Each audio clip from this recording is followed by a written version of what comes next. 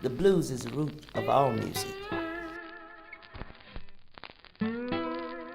Because I've noticed through the years, there have been so many changes in music.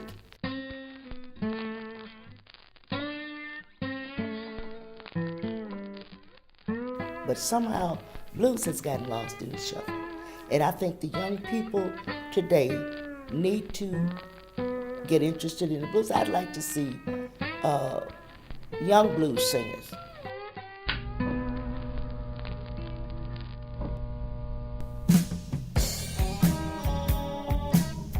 The origin of the blues is not unlike the origins of life.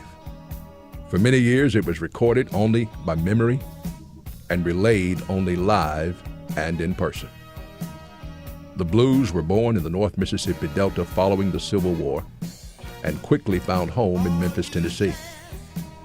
Influenced by African roots, field hollers, ballads, church music, and rhythmic dance tunes called jump-ups, that evolved into a music for a singer who would engage in call and response with a guitar.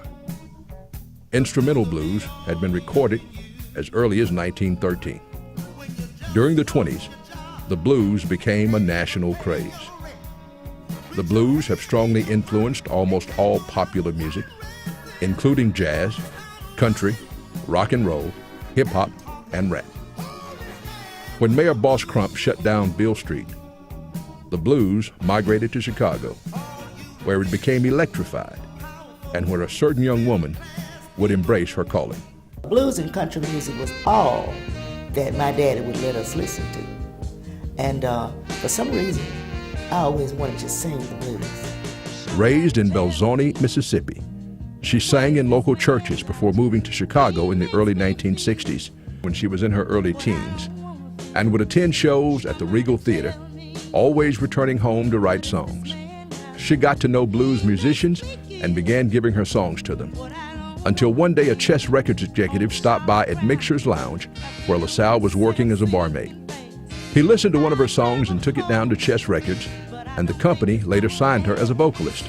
2 years later, LaSalle recorded and produced her own record with the help of Billy the Kid Emerson, the Chess executive who'd originally shown an interest in her. Her first single, A Love Reputation, was a modest regional hit.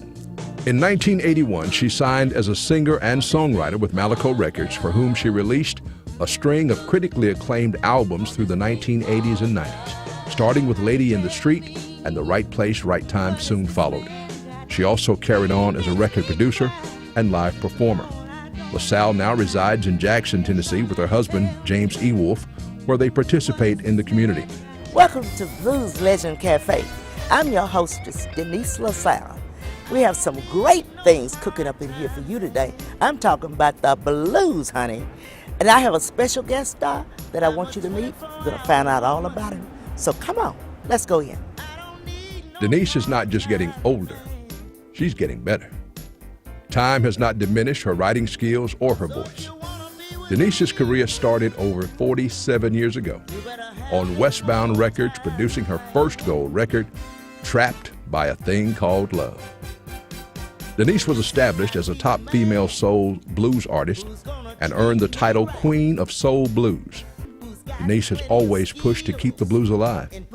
She founded the National Association for the Preservation of Blues in 1986 to advocate for the blues on the radio. On Blues Legend Cafe, we intend to bring you some of the best in blues entertainment.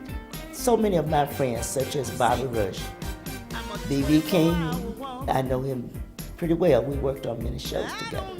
Bobby Bland, a good friend of mine. We have Marvin Cease. We have Willie Clayton, who's a dynamic entertainer. Miss Shirley Brown.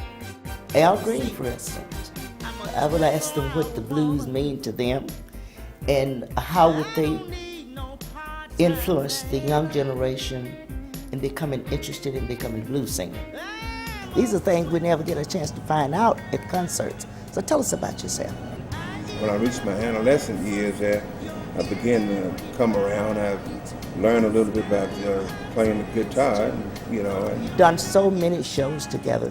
We've been all over the world together. As a matter of fact, we even went to Europe together But we did about 9 countries in Europe at one time. You remember that? Europe was just a phenomenal piece there, and you do one of my songs on the show that Yeah, the last time, right. called "Don't Cry No More." So let me ask you a question now. What inspired you?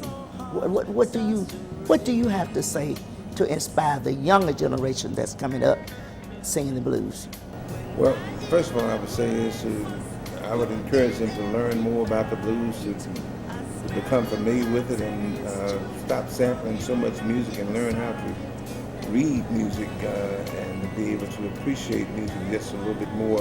When did you start singing the blues? How did you know that the blues was what you wanted to sing?